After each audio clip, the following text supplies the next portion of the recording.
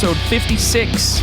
Tonight's guest, Lake Speed Jr., General Manager of Driven Racing Oil. He's the king guru of all things petroleum.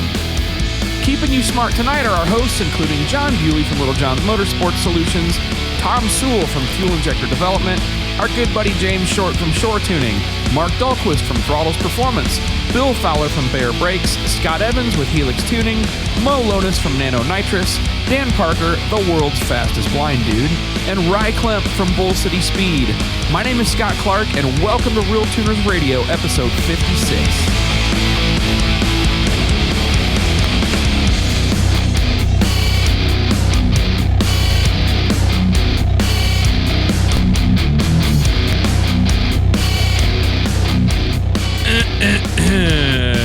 Good evening. Episode 56. We've been doing this a long time. So, I have a message. My Mixler is not working tonight. Someone needs to let the Mixler guys know. There's something's broken at Mixler. So, the audio stream at Mixler is messed up. There's 20 people out there that are going to be disappointed. So, special guest tonight. Going to be a really interesting show. Some high-tech stuff for you. We got Lake Speed Jr. from Driven Racing Oil, which is really cool. These guys actually have some really good information available that's available to the racers and helpful stuff. Good products, all things petroleum. So this should be a interesting chat tonight. But let me go ahead and bring the rest of the guys on board here. Gentlemen, how's everybody doing tonight? Good. Okay, I can hear you all. Good. So I'm having issues on Mixler. I'm going to let Bill take over. Talking to Mr. Speed here. But I got to work on the Mixler issues. I don't know, for whatever reason, the Mixler is not streaming tonight. It said I'm getting some weird error message, so everybody else get on Facebook or YouTube. But I will let them know. All right, so our audio ace engineer, Scott Clark, we'll work on that. In addition to tuning, we'll work on that. And so we'll dive right into the deep end, guys, with all of this. So as you heard, our guest is Lake Speed Jr., who... important difference. Who is the one who really kind of gets out in front and lets everybody know what's going on at Driven Oils, lubricants, and all of that. So, Lake, why don't we kick it off? Just give us a little bit about who you are and your background and introduction to racing, and then how you came to be part of Driven. All right. If anybody, I know this is kind of probably a taboo word for the drag racers, but if you happen to watch NASCAR anytime from maybe like the early 80s through the late 90s, my dad, Lake Speed Sr., was a NASCAR driver for over 20 years. Also, a little fun fact, he was the 1978 World Go-Karting Champion. And that may not sound like much, but he's the only American to ever win the World Karting Championship. And by the way, the year he won it, he beat some guy named Ayrton Senna. And everybody says he's pretty good. Dang. You know, so... I was just going to say, the guys that typically win that all go to Formula One, and yeah, wow. Oh, yeah, so here, fun. We have some time, right? So we can talk about it. Funny story. So in 1972, the year I was born, my dad won every class you could win in what was called IKF back then, which was kind of bigger than WKA. And so he won all the championships, and he's like, okay, we're going to go to Europe and we're going to kick their butt too, because this world championship thing. So him and his buddy Lynn Haddock, they all pack up, they go over to Europe. I think it was in Germany, and they show up and they can't even qualify. The best American karts, they can't even qualify in Europe. And so they went back home and like, man, we got a job to do here. I mean, we got to learn. So they started importing European karts, getting European engines, and trying to, get what those guys had and figure it out how to make a run. And then, so he's a privateer guy. And, fast forward to 1978, and they're in Le Mans, France, and they're racing, and they're on the starting grid for the first heat race. And Teo Fabi comes up and hands Dad 4 tires and says, put these on your cart. Yeah, Fabi had just wrecked out in the qualifying race. And he's like, put these tires on. My dad and Lynn Haddock, his mechanic, got to look at each other and they're like, okay. They hop off and they change, they put these tires on. The tires are worth 0.7 of a second. Wow. Oh, it was crazy. That is sick. Yeah. Fabi was the factory guy, right? And Dad's this privateer. So Fabi got the good tires, help a brother out. That is tires. awesome. Yeah. Yeah. The thing was, he only got one set of tires.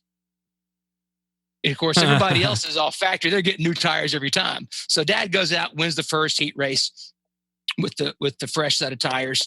Second heat race, him and Senna are going at it. And at the very end of the second race, he knows Senna's been trying to dive bomb into this corner. And Dad kind of sets him up and makes him really pinch down. And Senna dives it in there really, really deep, gets a bad angle. Dad jumps off, sets up, and Senna goes in. Dad does a slide jump on him, goes by, wins the second heat. And Senna is out, because he basically smashed into the wall. And he finishes like fifth or whatever. And it's a points system deal. So after winning two, basically all you got to do is just finish. And he finished third in the last one, and he won the whole thing. But the fading tires, hanging on to the last little bit of grip in these old special tires that Fabi gave him was kind of the thing. So interesting that's my background, right? I grew up in that kind of environment. Racing world championships and getting into NASCAR as a privateer. The year my dad won Darlington, we had built our own engines, built our own chassis. I mean, I've got, scars on my arm from body by Fisher sheet metal from growing up around it. So yeah, that's kind of my background, just growing up a racer myself and being in the shop. And then you fast forward into like 2004, and I've been working in NASCAR for a couple of different teams. And I come to work at Joe Gibbs Racing. And, I should probably back up a little bit. The most of my dad's career, he drove for himself, or he drove for, a single car team. And that was how NASCAR was for, most of the 80s and into the 90s. Then you started having the Hendricks and some of those guys coming on with a multi-car team, started doing better. So I'd always worked for a single car team. And I came to work at Gibbs in 2004. And here it is, this multi-car team. They just added the 11 car. And I go to work there and I'm like, oh my God, there was 25 of us at the previous team I worked at. And there's, 200 people at Gibbs. Nuts. And it is nuts. And I'm like, hang on, and I knew that Mark Cronquist, the head engine guy at Gibbs, was probably the best in the business. And I show up there to work and find out that they have their own oil. And I'm like, what? I mean, I remember going and buying Mobil 1 off the shelf at the Kmart in Port Orange, Florida, and running the Daytona 500, when my dad was still driving. And here I show up at Gibbs, and then no, we don't buy oil from the shelf. You can't. There's nothing you can get this right. We have stuff made for us. And I'm like, huh? They're like, oh yeah, there's all these oil companies. You think of every brand of oil you've ever seen advertised. And for everybody listening, think about, whatever oil brand that's in your car right now, whatever brands of oil you see advertised on TV, this weekend or last weekend or last year or freaking your whole life. There's lots. Now stop to think that there's only 4 companies on the planet that actually make the additives, the molecules that go in every brand of oil and every brand of fuel. And the name of those companies are not household names. Those 4 are Lubrizol, Afton, Chevron Oronite, and Infinium. Those 4 companies make all the additives that go into every brand of oil, every brand of fuel. And the guys at Gibbs had gotten hooked up with Lubrizol to make custom oil just for the race team. So that was kind of my introduction into this whole world of chemical engineering. Because before that, motor oil was motor oil. It's a race engine. You put 2050 in it. If you're breaking it in, you use straight 30 weight. And that's what you did because that's what you grew up learning. And now all of a sudden it's like, nope, don't do those things. We're going to use chemical engineering, and this is what we're going to do. One of the kind of the neat fun facts is that in the 8 years that Joe Gibbs Racing was racing before they got hooked up with Lubrizol, they won a total of 0 championships in 16 races. In the 8 years following working with Lubrizol, they won 84 races and 3 championships. So the statisticians out there can tell us that that's more than an anomaly of the numbers. Working with Lubrizol and learning chemical engineering and applying those principles to the race team, not just the engines, but the transmissions, everything was a total game changer. And I was very fortunate to be around that and be part of it. And hopefully we'll be able to share a little bit of what we learned about that tonight. So on one of our previous episodes, we had a gentleman on, Tom Bigu, who worked spintron testing for some of the Cup teams. And he talked about differences and actually the tiny differences they were able to achieve with consistency engine to engine, but also with the transmission dynos and the rear end dynos. And are you able to speak to a little bit about what difference these lubricants make when you do that sort of back-to-back testing, or is that already kind of done when you got there? And, for all of us listening, it's like, well, how do we know? And what everybody wants to know is, well, how much ET can I pick up, or how many more laps can I run, or how many seconds a lap will I get, from doing this? Okay. So the answer is it varies. There are some applications, be it gear ratio or certain design engines, that really respond to oil. Be it a change in viscosity or a change in type of chemistry. Other ones, it doesn't respond as much. You can see 2% in some applications. You can see 0.5% in some applications. So it does vary. There's some bad situations where somebody's been running straight 50 in like a 305 sprint car engine, with 2,500 bearing clearance, and the thing's basically making 120 pounds oil pressure and it's killing it, and you change oil and you pick up 25 horsepower because you put in 1030 like you're supposed to. And all of a sudden it's like, oh my God, where'd 25 horsepower come from on a, 500 horsepower engine? That's crazy. Well, part of it's that you had the wrong stuff in there, like way wrong to begin with. And so if you were even remotely close, it'd only be about a 1-2% gain. But if you're way off, then there's some bigger gains that can be had. One important thing to note when it comes to testing, and this is something that before I came to Gibbs and learned how to do proper testing, and I'm sure Tom probably talked about it too, doing an oil test doesn't mean that you have the oil you're using in your engine or gearbox and then you run it on the dyno and then you drain it out and you put in the oil you're going to test. If you did that, you did not do an oil test, you just did an oil change. That's what I said. Go ahead. No, it's fine. We run into that all the time. Our own confirmation bias. Yep, changed oil once, picked up 12 horsepower. Got to be the oil. But the dyno can't replete within 30 horsepower. So. Well, it's one of the things where, and I've seen this happen multiple times. And one of the first things I learned working with the guys at Lubrizol was that if you're going to test an oil, and what you have to do is you have to run your baseline oil, whichever the oil that is, right? And then you make your dyno runs and you make sure you're controlling the same water temperature, air temperature. You got to make sure everything's controlled. And you want to make multiple runs. Ideally, you want to run 7 runs as close to the same water, oil, and air temperature as possible. And then you throw out the best and you throw out the worst and you average the 5, and that becomes your number. Then you drain that oil out. You put in what's called a flush oil. It could be braking oil. It could be Shell Rotella, whatever. Something that's non-synthetic, that's not friction modified. And you run the engine on that for a few runs. Drain that out. Put in the oil you're gonna test next. And you make a few runs on it, get some temperature in it, and you drain that oil out. And you put in fresh of that same oil. And then you get the temperature and you make your 7 runs at the same water temperature, same oil temperature, same air temperature, throw out the best, throw out the worst. If you don't do that, you're not testing oil. You're just changing oil.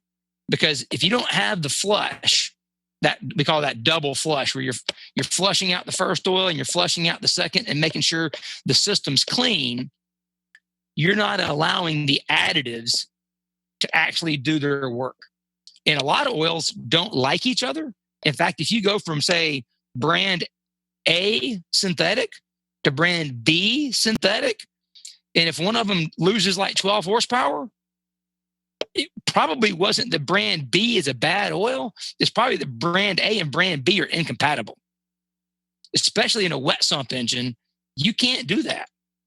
You have to be very methodical about flushing a wet sump motor to ensure that you don't have that cross-contamination and that some of the esters and other friction modifiers, they don't like each other.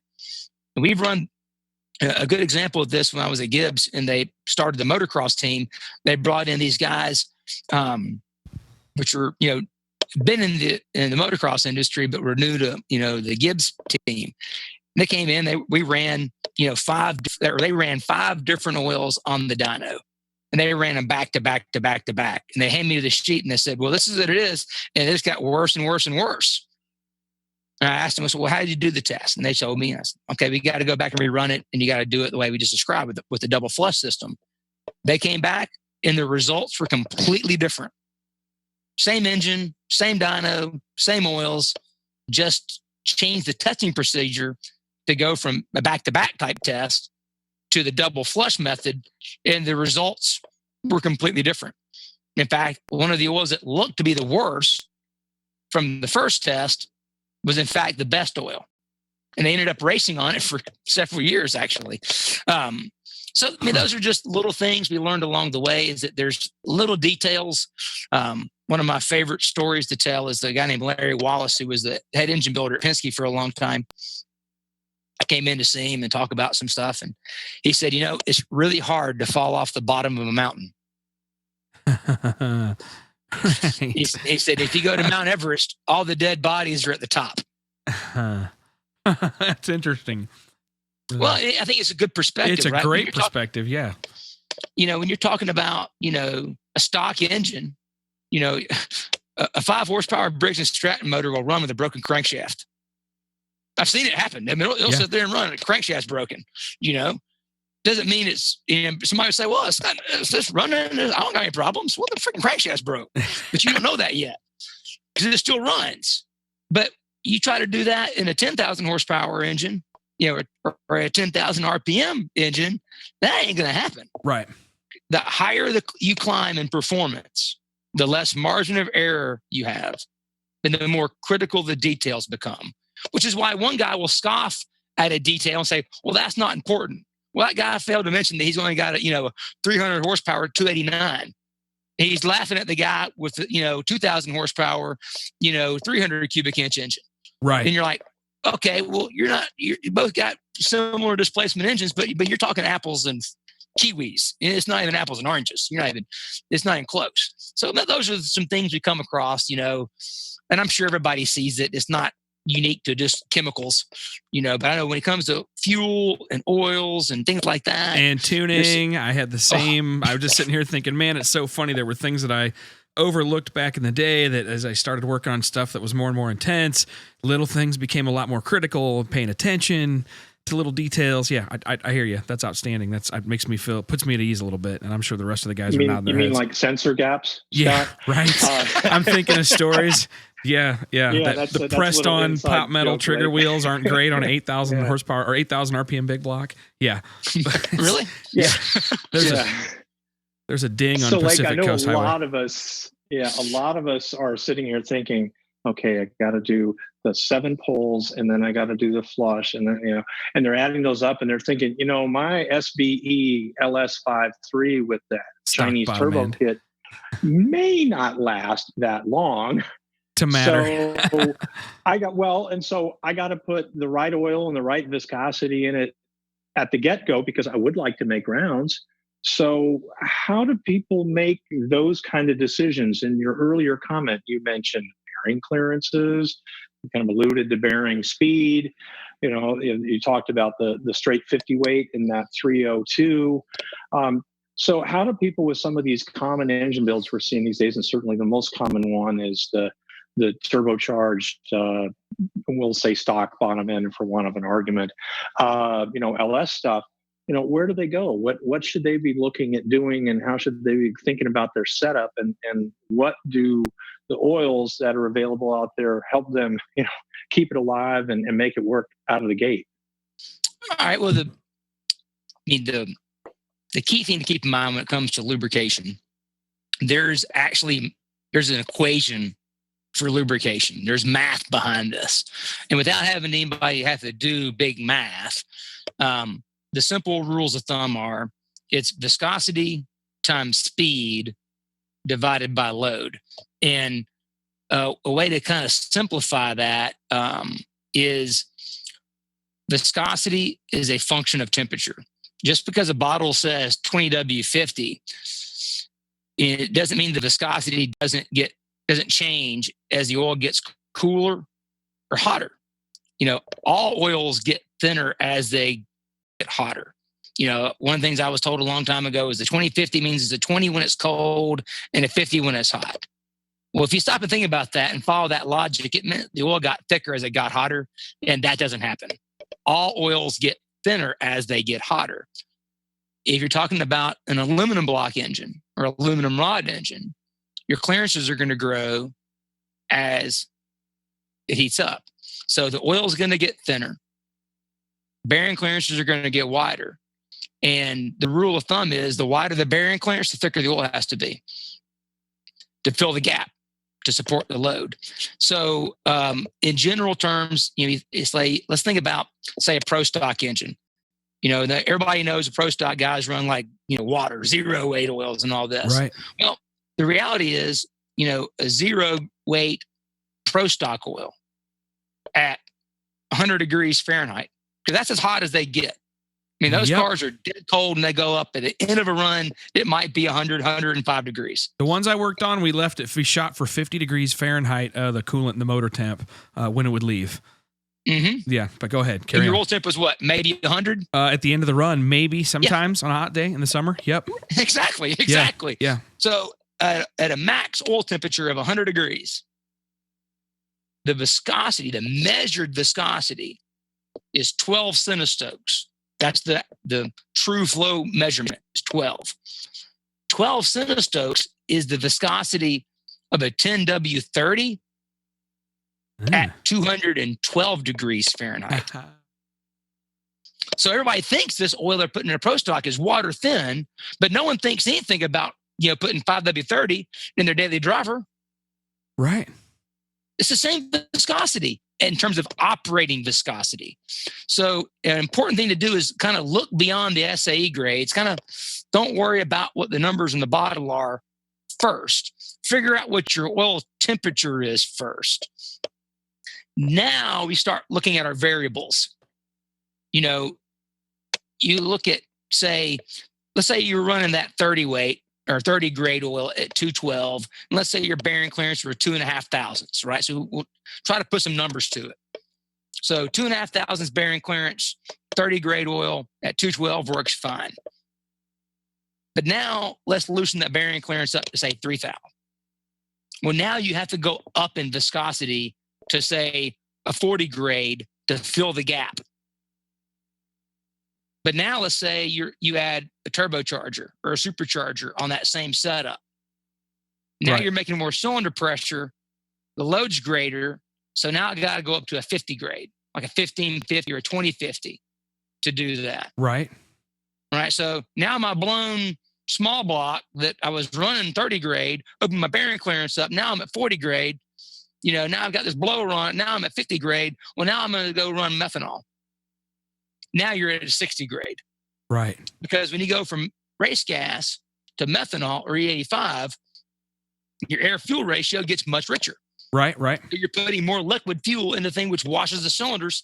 So you have to compensate for the cylinder wash by increasing the viscosity of the oil. Yeah, I've never thought about the effects of actual cylinder wash and the relationship with the viscosity of the oil. Wow.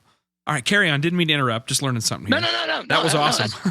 So I mean, to me, that's that practical example. If you can start off with your small block and you go from 2,500 clearance and you go up to 3 and you loosen it up because it's a race motor and you go from 30 to a 40 and then you bump it up because you put a supercharger on it and you got to go up in viscosity again. That relationship that as you increase load, you have to increase viscosity. If you increase bearing clearance, you have to increase viscosity. Now, trick is if you decrease operating temperature, you have to decrease viscosity. Back to the pro stock thing. When we talk operating temperature, are we talking coolant temperature or oil temperature? Because I know that varies greatly. And I know a lot of people aren't thinking oil temperature. Yeah, oil temperature. Yeah. The autometer guys. Why we like to have a sensor on the oil too, you know? The autometer guys love him, right? Yeah, right. Yeah. Oil that temp. and race packs. Like, here, put it. If you're not data logging oil temperature, start. Dumb if you question. Don't have a temperature gauge, start. Get one. Dumb question. Wet sump combo, just typical wet sump OEM type stuff. Where should you be picking up oil temperature at? I'm bad because I'm a dyno guy. And so the easy place for me is to put the probe through the drain plug. Okay. So that's like super simple. Now, here's the thing to keep in mind. If you go and you tap an oil gallery after the oil pump, but before the oil cooler, it will be about 30 degrees hotter than it actually is in the oil pan.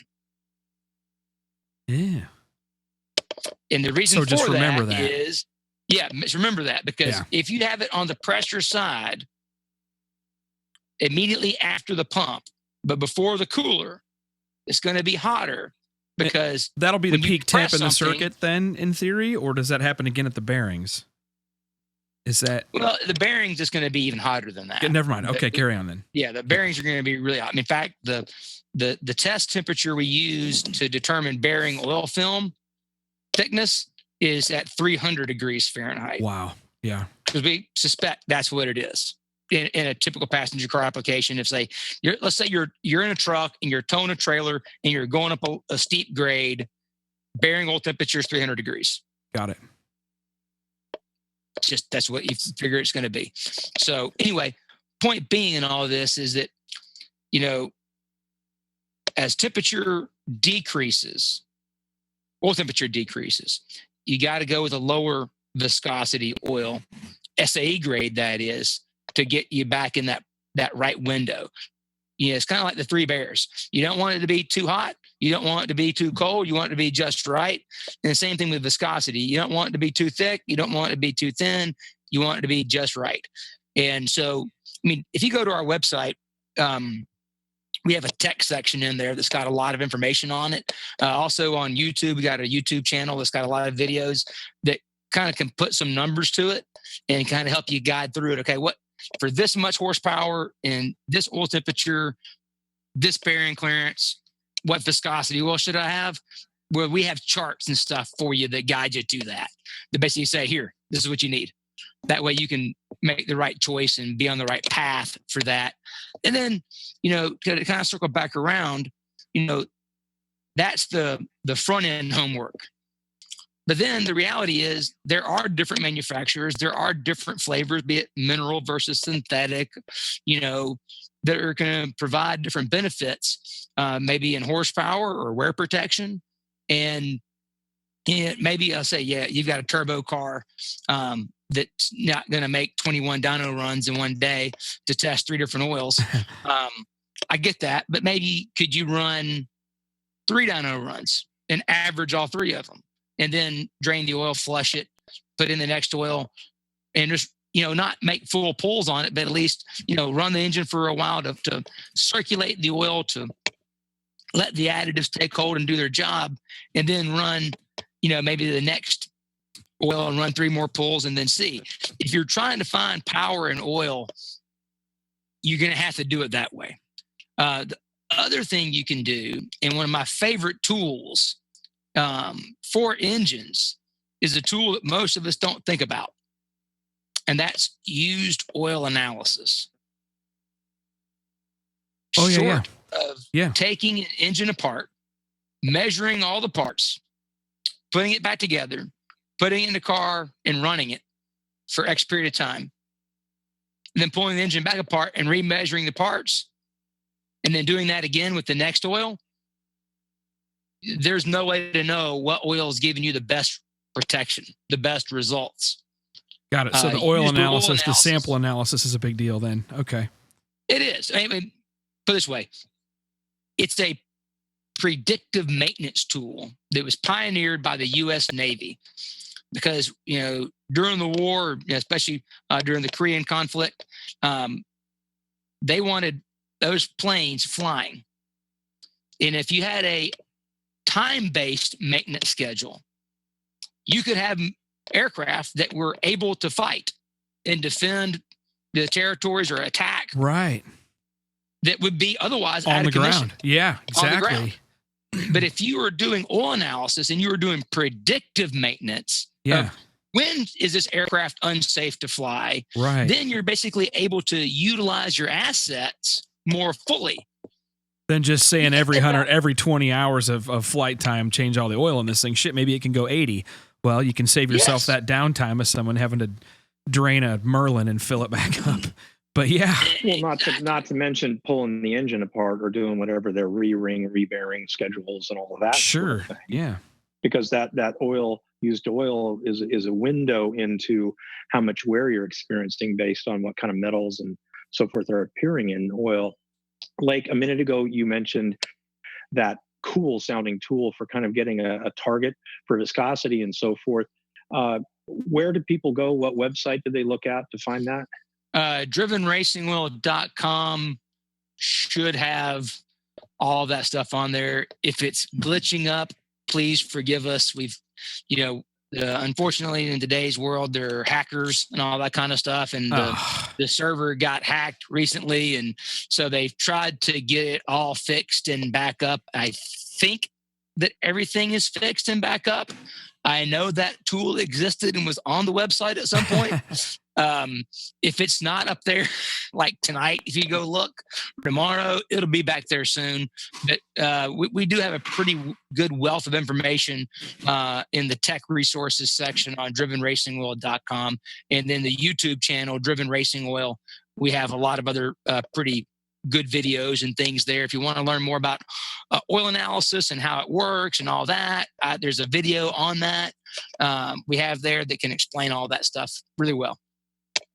So for folks who are looking to follow up on this used oil analysis, is there sort of like a trusted resource or something that your website points people to?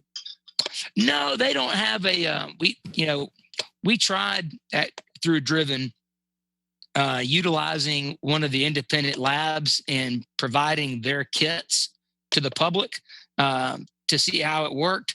And unfortunately, we were not really satisfied with the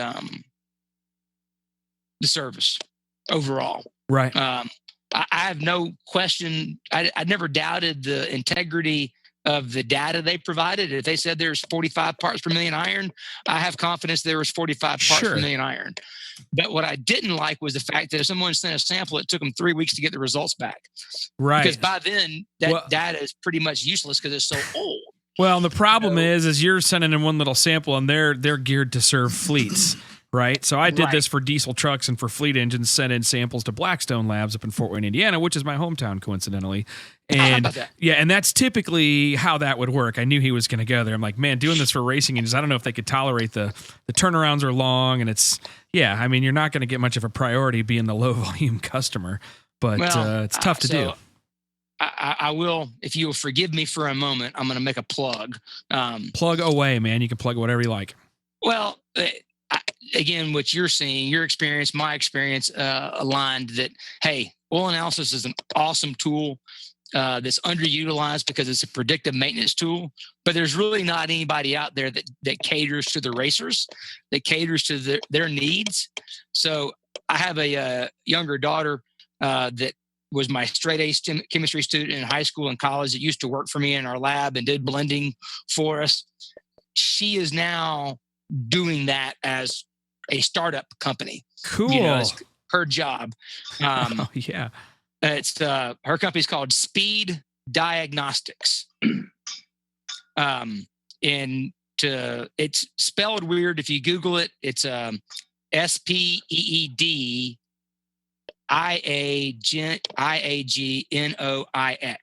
So there's only one D, not two Ds, and then there's an X at the end as opposed to a CS. And if anybody's ever done any trademark work, you'll know why. Understood. Right. You got to make all this weird stuff. So if you want to pull that up on your screen, feel free, man. If you got it, I can just I can put it up here. I could do that, couldn't I? Yeah. if you want to. We're pretty informal here, but I have that technology. Now I got to figure out how to do that technology again to change which screen it is. Which one? You have mastered the technology that allows those of us that are doing this podcast and broadcasting it to see you as you speak. So that's been kind of fun. Yeah, no, that's just us watching him, Bill. I don't have that going on. I don't have him going on the broadcast. I know. I didn't give him a warning in case he wanted to pick his nose or something like Dan Parker the other night. Yeah, that's good. No, but I mean it's. But I am looking at the screen sharing of the slide deck here, and there was one that said, "What is LSPI?" and it appears to show a very burned piston. So, what is LSPI? Yeah, we're gonna get there. Hold on, I'm gonna. All right.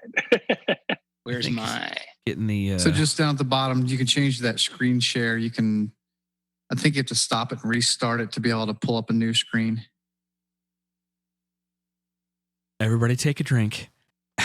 Yeah. Like, since you're the what guest, is everybody drinking tonight? Oh, man. Can you see it now? There you go. There, we can see it. Yep. Hold on just a second. I'm going to put it up. Hold on. There you go. Okay. Yep. You have the helm.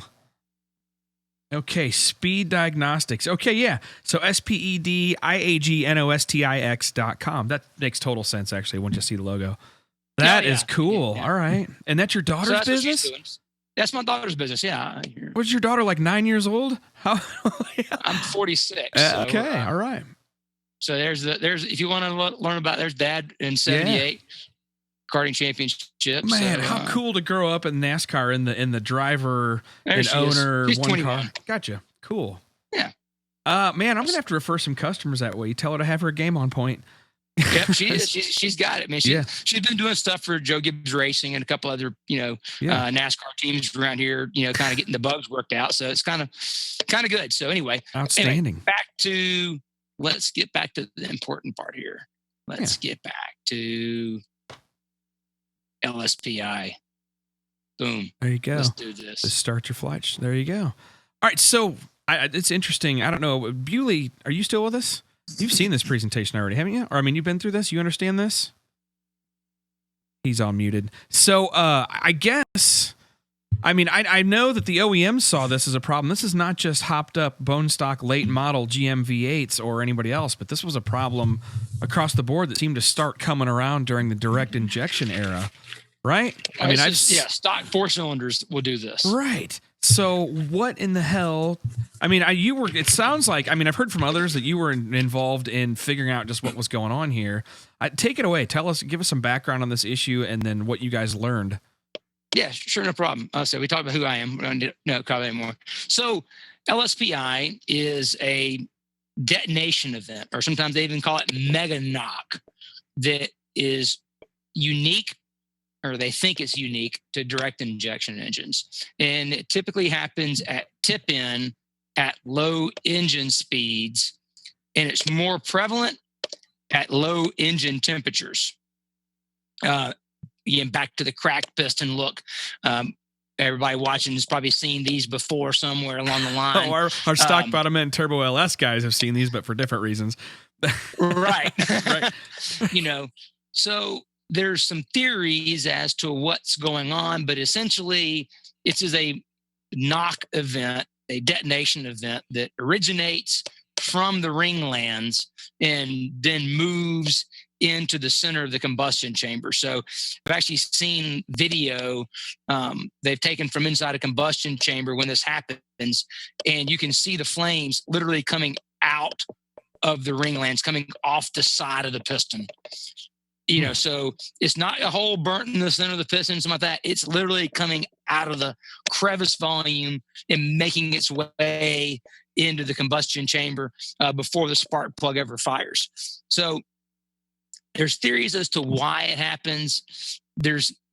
We've not been able to prove the chemical chain of events to say, X leads to Y, which leads to Z. Boom. We're not there. We do know there's a cause and effect relationship, though, and we'll talk about that. Back to being in on the ground floor of this. Yeah, we've been doing this for several years.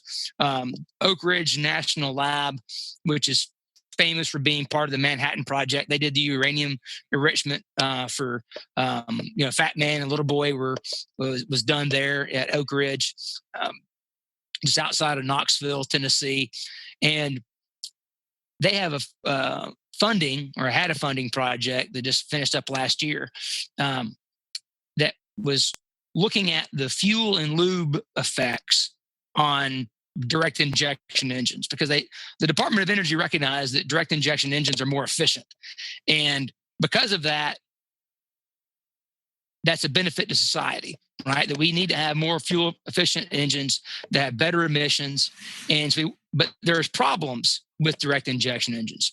Most people are familiar with the fact that there's no fuel anymore to wash the intake valves clean, so they carbon up and cause issues. But there was problems beyond that. This low speed pre-ignition was the first and foremost problem beyond that. So they contacted us to help them develop custom lubricants where they could test every single different component that goes into the oil. Again, we think about a quart of oil and say, oh, it's oil. It's got oil in there, maybe some additives. A high-end race oil has 14 different additives in the package. Even a normal streetcar oil is going to have about 8 or 9 components. So the key in this project was they knew that oil seemed to be a problem, that some oils made LSPI worse, some oils made LSPI better. But why? And back to the Lubrizol, Afton, Ornite, and Infinium, none of them were about to tell them how to make motor oil. And they weren't going to open the box and say, oh, we use this additive and that additive and this additive and that additive. We're a bit different in that, we don't make oil for mom's minivan. We only make oil for race cars and things that have aftermarket parts on them. There's not an API donut on a single product we make. I could care less. There's plenty of people that do that. I'm not interested in that. We make race oil, and we make ours from scratch. We buy all the different components, formulate them specific to their need, because at the end of the day, there is no one size fits all best oil. I'm sure we've all seen the guy with the bearing tester, right? And if you put gear oil in the bearing tester, it will do better than motor oil. Does that mean you should put gear oil in your engine? Well, of course not. No one's going to do that. You shouldn't do that. It won't last very long, because even though the gear oil may handle more load than an engine oil, it doesn't mean it's a better lubricant, because the chemistry is not designed for the application. We don't build engines just to put oil in them. And that's a big problem we have in the oil industry, is that we always talk about the oil and the chemistry first, not the application. The application always dictates what the correct chemistry is. And this whole LSPI project is a perfect example of that. That, mechanically, the fuel delivery is different than carbureted engines or port-directed engines. So there's a mechanical difference, and come to find out, guess what? The oil needs to be reformulated for that. So when Oak Ridge went and talked to Lubrizol or Afton, Ornite, Infinium, they weren't interested in helping them find out which of the additives they were using is bad. They wanted to figure that out on their own. So they came to us. We started working with them, and if you haven't seen a direct injection engine, just in case you haven't, this is what it looks like. The injector's inside the combustion chamber, and there's different mounting locations. That one's a vertical mount. Some of them are side mount. The side mount ones are actually way worse for low speed pre-ignition, because the fuel bounces off the top of the piston and into the cylinder wall. And that's one of the things we kind of discovered, is that when you're talking about LSPI, a big part of the problem is the mixing of the oil and the fuel. Think about if you've ever been around like a methanol fueled engine. If you have been, you've probably seen what we call milked up oil. Yeah, I'm sure we've all seen that, right? Oh yeah, yeah. It turns into a milkshake. So that's the methanol and the oil mixing together. For that to happen, you have to have liquid fuel. And we're going to back up and do combustion research 101. So bear with me, everybody. I know everybody here probably already knows this, but we don't burn liquid fuel. Right. The fuel has to vaporize for it to burn. So now let's start thinking about how much time it takes for the fuel to go from a liquid state to a vaporized state. And let's think about that in terms of crankshaft degrees of rotation. We all on board for this journey? Yes, sir. All right, let's go. All right. Carbureted port and fuel injected engine. Carbureted engine, there is fuel already being atomized, going down an intake runner that's gaining temperature before the valve even begins to open. So there's time. The longest amount of time is in a carbureted engine because you've got intake runner temperature, you've got time for it to begin to open up and to vaporize. Port injected engine, the injector is firing before the valve even opens. Right. Yeah. 60% of the time you're spraying on the back of a closed valve usually or more. Yeah. Right. So there's time for it to do that. And there's temperature in that valve that's helping it.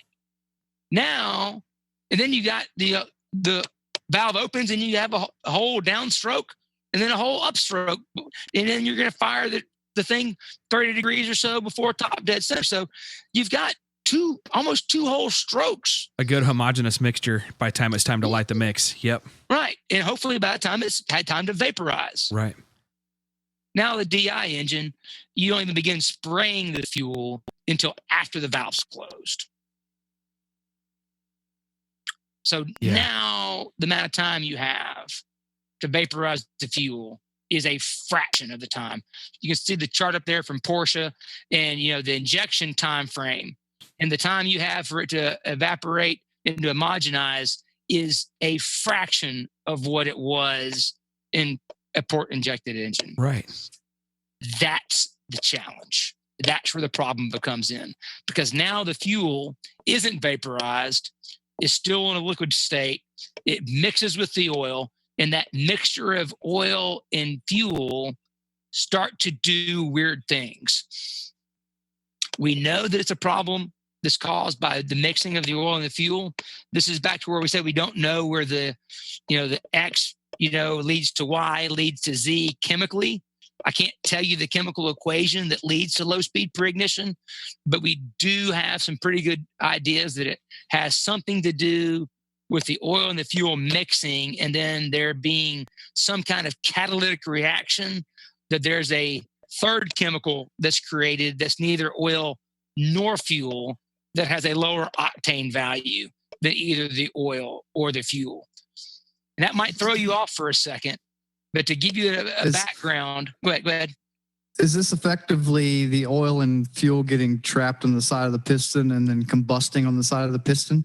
Yes, sir. Okay.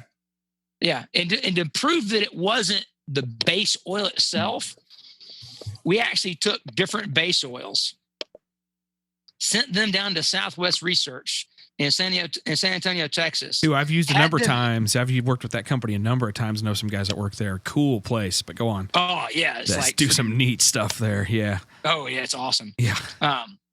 We had them mix different base oils into fuel, like a two-stroke almost. Right. And run it in the octane test machines. Yeah.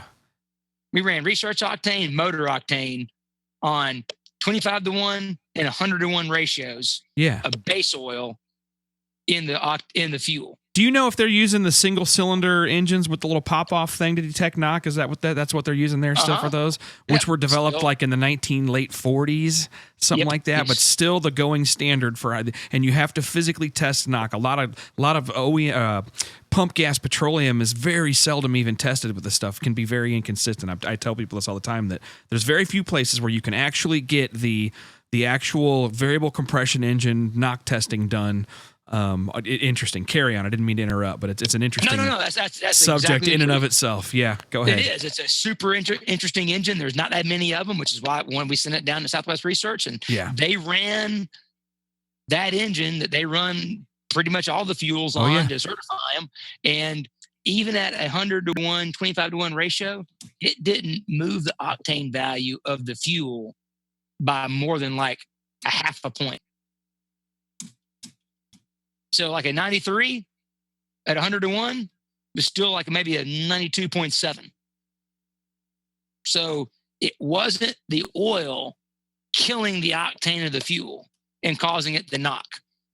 There's something to do with the additive package, and back to that milking up, you can see there, we suspected it's something to do with a component in the oil that holds the fuel tightly in suspension so that chemically it has more chance to react. And our testing actually went in, we actually tested different detergents and components like calcium, magnesium, zinc, molybdenum. We even tried some tungsten, sodium-based additives. We tried all of these different things, even production lubes. We varied all of these different parts to see what would happen. And basically, we learned that the detergent package, specifically calcium, is the bad actor. The higher the level of calcium detergent, the more the engine wants to knock. The one that's worse than calcium is sodium. So calcium and sodium are the two bad actors. Interesting thing here, the relationship of calcium and sodium to knock is not linear.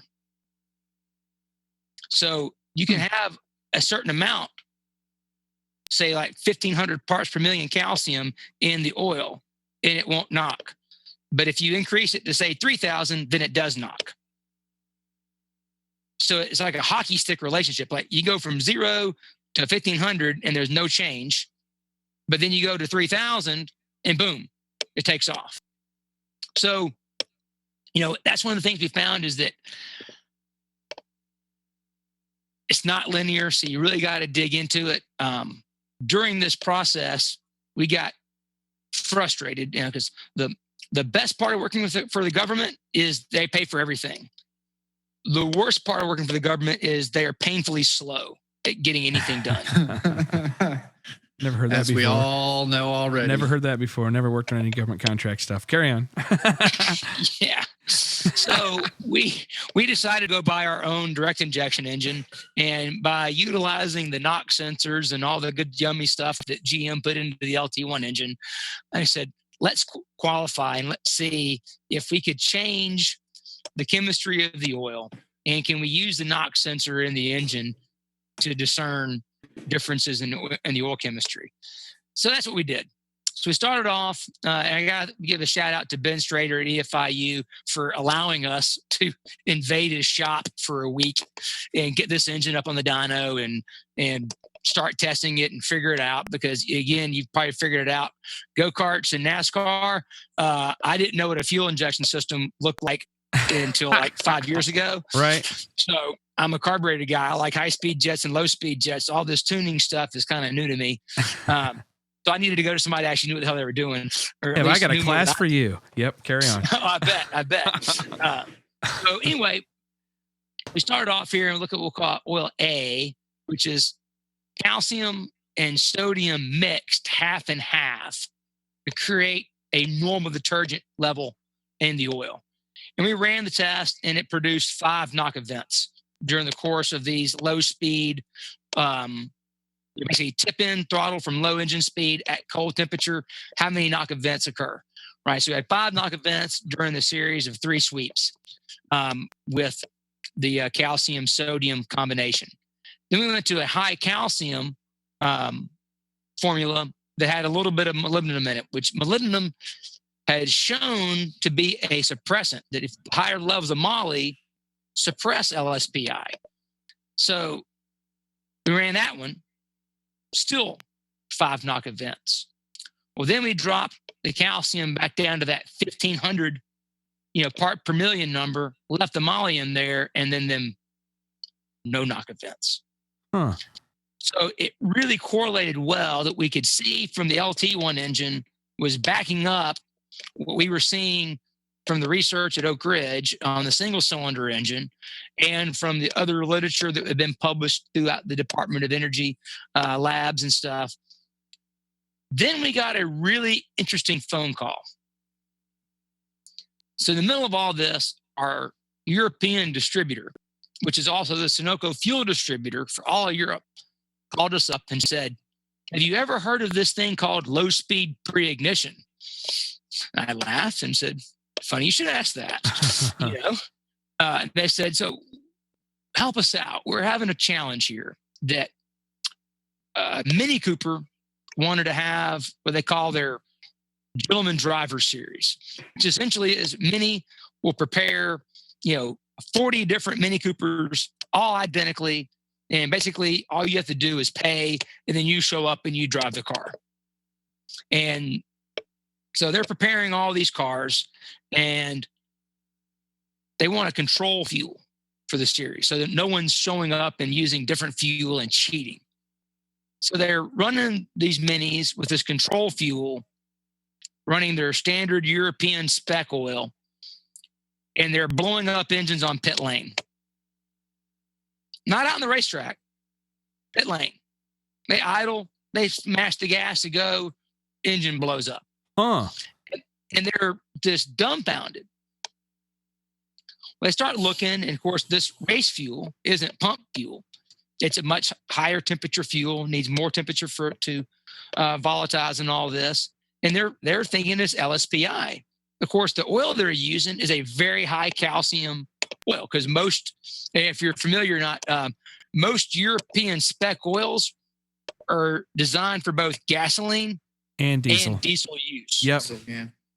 And diesel oils have to have a higher detergent package And to keep the engine clean. Right. Detergent is what's helping keep it clean, right? Carbon and soot picks it up or suspends it. Right. Yep. Okay, as I understand you want to keep all the soot in suspension. You want to also keep varnishes and things. The fuel's heavier. That's what the detergent's for. Okay. Yep. So that high detergent package, which is always calcium, was probably the issue here. And I said, well, okay, you're using a Euro spec oil. Let's get it checked out. Yep, sure enough, it's 3,000 parts per million calcium. I said, switch to XP9. It's a race oil that has 300 parts per million calcium. So you're going to go from 3,000 down to 300. You're going to go from no moly to 1,000 parts per million moly. And moly suppresses LSPI. And they said, we're in. We're going to give it a go because we've had so many problems. We've just got to come up with some solution. So they switched from their Euro spec oil to the XP9. All the problems stopped. Cool. Wow. Now that's decent awesome. Real world feedback right there. That's outstanding. If there's anything it was. Yeah. That was the creme de la creme, the cherry on top right there. It's nailed it. Okay. Awesome. Yeah, exactly. So that was really interesting. We kind of touched on it all along here. If you go and look at the calcium and sodium levels in the oils that are off the shelf, motor oils, the racing oils and that stuff you can go buy at the parts store, they're going to be in that 1,300 to 2,000 parts per million range, and they're going to contain sodium. So those are oils you want to stay away from when you're talking about direct injection engines, especially highly tuned direct injection engines. Right. Especially GM direct injection engines, which has the worst of the two injector positions. Yep. You also want to stay away from all the European spec oils. As you can see, have the highest calcium level. Right. Interesting. If you notice that APISN, the GM Dexos oil, GM changed that spec. This is as of last year. And GM changed their spec. And lo and behold, they only have 1,500 parts per million calcium in their oil, and they got a little bit of moly in their oil now too. Interesting. Where'd they get their info from? I have no idea. But so anyway, so GM's obviously kind of reformulated the Dexo spec to bring it closer into line with what's required for the LT engines. And then we have our DI oil we came out with that again, if you look at it, happens to have the same detergent package as the Dexos with more moly. So there's a little bit more protection from that package. This immediately makes me think we need to go back and talk to Doug Cook, you guys. We have a couple of us on the podcast here at Tuners worked on the a project to take the Gen 5 direct injected engine and see who could put it in the quickest car or whatever. And we put it in a, what is Doug's car, 70 or 71 Nova? But it's been deep into the sevens in the quarter mile now. Nice. Now we're using supplemental fuel, but I mean we're 1,800, 1,900 horsepower at the flywheel on this, and I'm curious.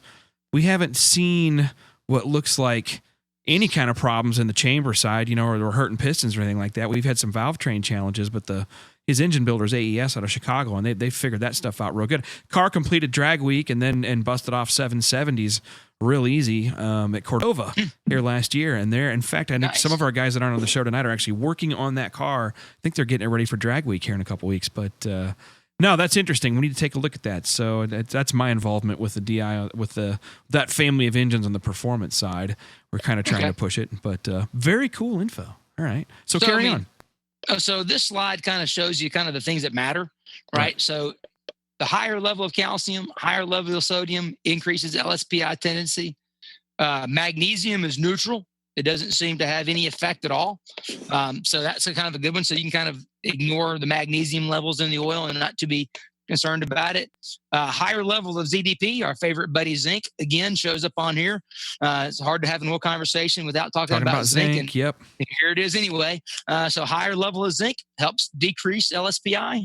Higher level of molybdenum also decreases LSPI. So those are the good things. We just kind of touched on it. The GM Dexos Gen 2, if it has that exact logo that has the Gen 2 on it, that is the lower calcium formulation. Of course, the trick is Dexos is only available in 5W30 and 0W20. So for most of your boosted guys, that doesn't matter. You're not using that viscosity, so you're going to need something else. The SN Plus, this new type of spec from API, is the first one that's incorporating some LSPI testing into it. Those oils aren't made from scratch for DI engines, but they're a step in the right direction. I will give them that. Still probably wouldn't trust that to any kind of race motor that has any kind of value to it at all. I don't like using anything that has a donut on it if it's supposed to go fast. Right. I look at this. If it's got the donut on it, it's a marathon runner. Right. Understood. And it's not built for short-term extreme temps, things like that. I hear you. No, my favorite analogy for oil are like runners. The guy that won the Boston Marathon is a great runner, but he'll never beat Usain Bolt in a 100-meter sprint. Right. And Usain Bolt's never going to meet the guy who won the Boston Marathon in a marathon. Right. They're both runners, but Usain Bolt trains for super high intensity, short duration. He's the guy you go with for a sprint race. The long distance, lower intensity, long duration, that's the marathon runner. So your API oils, they're rated through a marathon test, a 100-hour low-intensity test. So that's your marathon runner, which is fine for your daily driver, for your wife's minivan. But when you're talking about a race motor, you need something that's bred for speed, that's designed for high intensity, short duration. Got it. Yes. Best way of looking at it. Now, this one is the mind-blowing slide. So we're done all this work. We've gotten to this point, and it hits me. If this whole thing really is about vaporization of the fuel, then if we run the same octane fuel in the same engine with the same timing, same temperature, with two different distillation curves, we should be able to see something. So thanks to Freddie Terza at VP for helping us out. We got some VPC10 and some VPC20. And you can see on the slides what the motor octane, research octane number are, and more importantly, what the fuel distillation curves are. So by 220 degrees Fahrenheit, over 50% of the C20 is evaporated. Huh. Okay. Right? By 230 degrees Fahrenheit, 100% of the C20 is evaporated. But at 230 degrees Fahrenheit, only about 60% of the C10 is evaporated. So you, again, look, motor octane number of the C10 is higher. The RON is about the same as the C20. Right. Overall octane of C10 is higher, Huh. but it knocks in that engine Right. where C20 does not. That's interesting. Now, yeah. Not the octane of the fuel matters. It is the distillation curve of the fuel that matters. Which means, yes, you can run an engine that's got crazy killer boost and all this stuff to it that you'd think would be causing you problems with LSPI. But if the fuel is, I hate to say light enough, but will evaporate readily enough, you won't have a problem. Gotcha. So what would normally seem like a move towards safer fuel, higher octane, it would seem like the simple move as a tuner to just crank it up. In this case, you'd actually be taking a backward step. Right. Yeah. Which this completely jives with our experience with these guys. Right. Because they went from... Sure, they had good high octane race fuel, right? No problem. We know it's not that. Right. Because they went from pump gas, which that's got to be crap, to race fuel. Right. And that's what made it bad. So anyway, that is a shitty challenge to have to figure out, man. I feel sorry for the guys that were in charge of solving that issue. That sucks. But that's cool that you guys figured that out. All right. Yeah, and we're continuing on. I'm actually going back out there in a couple of weeks. We're going to be doing some more testing on some different anti-wear additives, some different friction modifiers. Soot is also a big thing. DI engines create soot. So one thing to look for with the DI stuff is timing chain wear. Right. You know, most gasoline engines aren't, especially race engines, are not designed to handle soot. So that's a big challenge, is that now that you've got soot being created, and that soot can do damage to timing chains. So there's a lot of stuff going on with all of this. You know, I've kind of the summary page. I won't work through all of them, but, you know, I'm definitely open to any questions that anybody's thrown out along the way if they want to have some specific. I'd like to remind our audience that the podcast will be available almost immediately after it finishes for those who want to listen to it again and again. Right. And same here. I know. The last 10 minutes of that conversation. Take me about an hour really tonight. Absorb some really awesome material for those of you. Yeah, 3 years worth of testing in 10 minutes. There you go. Man, we appreciate you sharing that with us too, because this is the stuff. Thank you. Everybody's going to be barking up this tree in 5 years. You know what I mean? And this information will already have been out there. That's pretty pioneering. That's very cool. Hats off to Ben Strader at EFIU. That's pretty cool, man, for helping with that testing. Absolutely. Yep. So, like, there's one other question that comes up a lot. Okay. Because people are always doing this, which is they're going to run their new motor for the first time. And what is the proper break-in procedure, oil change intervals, and that type of thing? Okay. I'm going to give you fair warning. My dad is a perfectionist. My mom is a perfectionist. So I grew up in a household of perfectionists, and I am not a rebel. So, if I'm going to tell you to do something, I'm going to try to tell you to do what's the absolute best thing for your engine. And the best thing for your engine isn't always the cheapest thing to do, nor the easiest thing to do. So bear with me on that. Every engine that I own, all of our test engines that we do testing with, and we own a bunch of engines. You start off 30-minute run in on break-in oil. After 30 minutes of running, you drain the oil, you change the filter, and you put more break-in oil back in the engine. If it's a pure race motor, you do all your dyno tuning on the break-in oil and then change it, fresh filter, then put your race oil in, and then go. Street engine, do about 400, 500 miles on the braking oil, and then change it, and then go to your regular oil. Even a roller cam engine benefits from this. The rings need to break in, and rings need friction.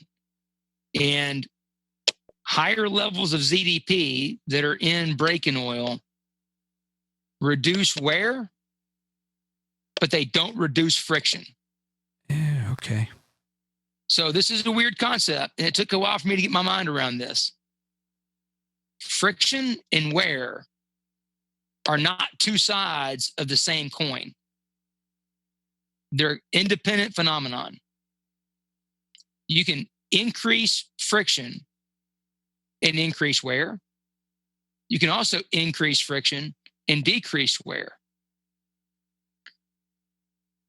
I can increase wear and decrease friction. And if you want a real life example to think about a Type F transmission fluid.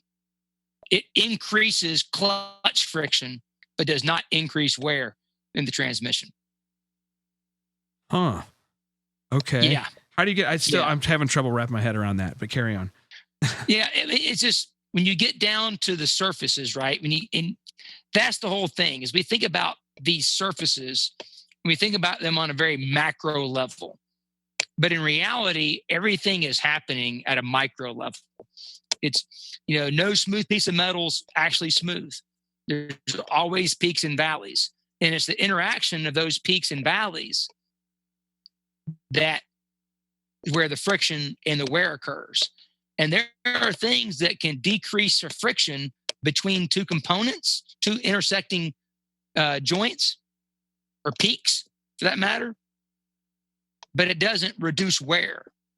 Those peaks can still hit each other and break off, which would reduce friction, but it doesn't reduce wear. And don't try to get too deep in, because I should probably have slides. I have other slides, other places that actually illustrate it way better, but just trust me when I tell you that friction and wear are two independent phenomenon. And when you're trying to break in an engine, you actually want a higher level of friction, but a low rate of wear. And that's what braking oil is chemically designed to do. The easiest way to think about the friction wear thing is to think about a bunch of points on something, and you can fill in the gaps between the points with another product, i.e. the oil. Mm-hmm. And it gives you a smooth surface that gives you a higher surface area, which creates friction, versus just having the tips of those points touching each other, which break off and cause wear.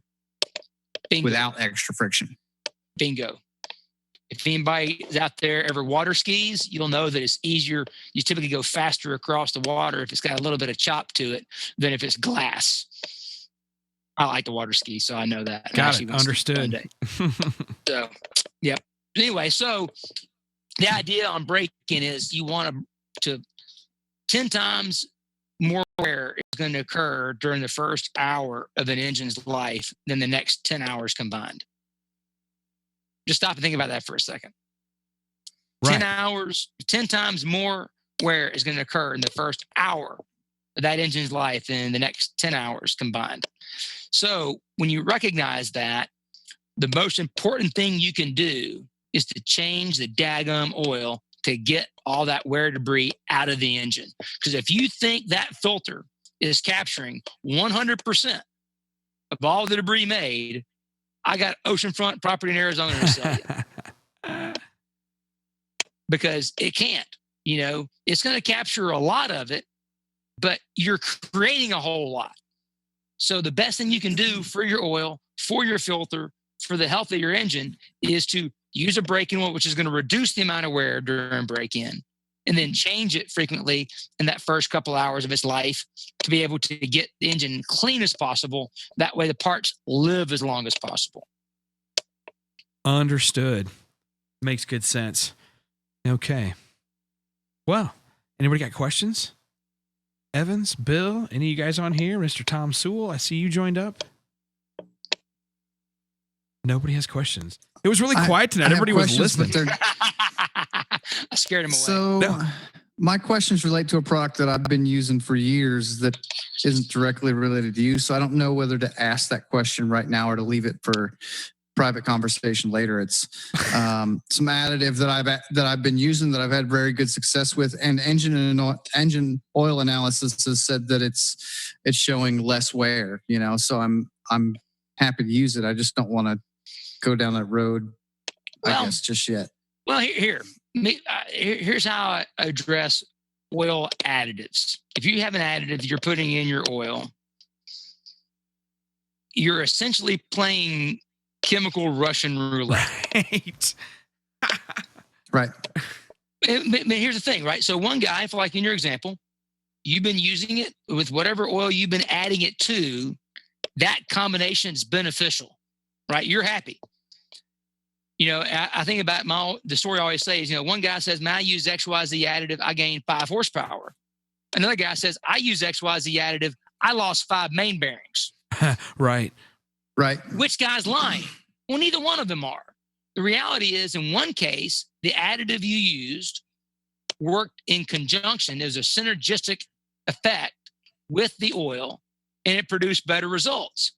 Good for you. That's great. As long as the oil company that you're buying the oil from doesn't change their formulation, like what's happening right now, going from SN to SN plus means everything's being reformulated. So what's worked for you in the past may or may not continue to work good for you going forward. Understood. Versus, the other guy's story was, hey, he used that additive. When he poured it in, it didn't work. They clashed and produced a negative result. They've been better off not doing anything. That's the reason why I don't like using additives, is that, if you're using, we'll call it oil A, and you're doing oil analysis and it's popping out 15 parts per million iron every time, and you put in a little dose of, XYZ additive and it drops down to 10, well, that's good.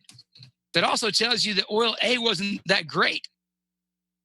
But maybe there's an oil that already has the right balance of additives in there, because by putting an additive, you change the balance. Maybe there's a different oil that has a different balance in it that could give you 10 or maybe 8, or maybe 7. Right. Seeing that improvement doesn't necessarily mean that you started off in the right place to begin with. Understood. Yeah. So, but that's the thing with oil analysis. Awesome tool. You can see that. And then you're making the decision based on what chemistry works best for your application. Not some other dude's, yours. It's your tool to measure your wear rate. Because at the end of the day, that's what you're looking for. What's the wear rate in my engine? Because engines are expensive and oil is cheap. Right. So how do you measure wear in your engine? If you're not doing oil analysis, you can't measure the wear in your engine unless you pull it apart. Right. So that's the key tool. Is not very practical as an ongoing thing for the average guy. No. Right. No, but too, another thing, back to oil analysis, is that you take a sample of the oil you've been using and then check it to make sure it didn't change. Because they reformulate the oil. If you're not taking new oil samples every once in a while, you have no idea. Is there a way that these manufacturers kind of give the consumer a way to follow when the formulas change? Not just besides just saying what specs they meet or requirements. I mean, well, that's the biggest one, right? If you see the spec changed, then the formula changed. Something changed for sure. Yeah. Oh yeah. If the spec, but you can still meet the specs by having slight changes in the chemistry, though. As I'm guessing too in some cases, right? Oh yeah. Yeah. So, any company that has cost accountants, they do. Yeah. They're changing that up pretty often, I'm guessing. Oh, cool. Just saying. No, that's awesome, man. This is the quietest our crowd has been, but a large crowd tonight because everybody's really enjoying that. That's a good sign. So, I hope it's enjoying. I mean, I love it. I love talking about it, because, really before 2004, I was like everybody else watching. I was a racer. I've been involved in it. I had used, various different oils. We had our own chassis dyno. Right. We had done all kinds of testing. I thought I knew a lot about oil before I came to Gibbs, and then I learned how little I knew. And ever since then, it's been kind of my mission to share with everybody what we learned, because we were very, very fortunate. I was talking to a guy today, that period of time from like 2000 through 2010 in NASCAR was like the glory days. Right. I mean, Home Depot, FedEx, M&Ms gave us millions and millions of dollars each year. Right. And you know what they never asked us? They never asked us how much money we spent on oil. Right. They didn't care. Yeah. What they cared about was winning races, winning Sure. championships. Yeah, exactly. It didn't matter, man. That was if providing we value spent- for their spend. Yep. Right. Yeah. If we spent $1 million testing oil, which we did on more than one occasion in 1 year. Right. If you spend $1 million testing oil, but you win the championship, that was That's money okay. well spent. Yep, that's okay. Money Correct. well spent. Outstanding. So, All right. Cool. yeah, cool. Wow. Anybody else got questions before we let this gentleman go? Going once? I think we've had the maximum mental absorption. This is that classic. I'm thing going to where have to go back and listen a leans couple back in their times. chair and I'm goes, so sorry. I'm sorry. No. This was the intent. I've had the pleasure of listening to you speak on another occasion as well, as Mr. Bewley has, and it was one of the reasons I was so strong on the idea of getting you on, because there's a lot to learn for a lot of folks here. And even if you're building relatively inexpensive engines, the oil is still a fraction of it, and getting some of those details right, like the right viscosity for the combination and how to break in a new motor. We can spend $100 and save thousands. I'll do that every time, all day long. Oh, yeah. And it's obviously, a lot of times, too, it's not just the cost of the oil, it's the differential cost. I mean, you're not building an engine and not putting oil in it.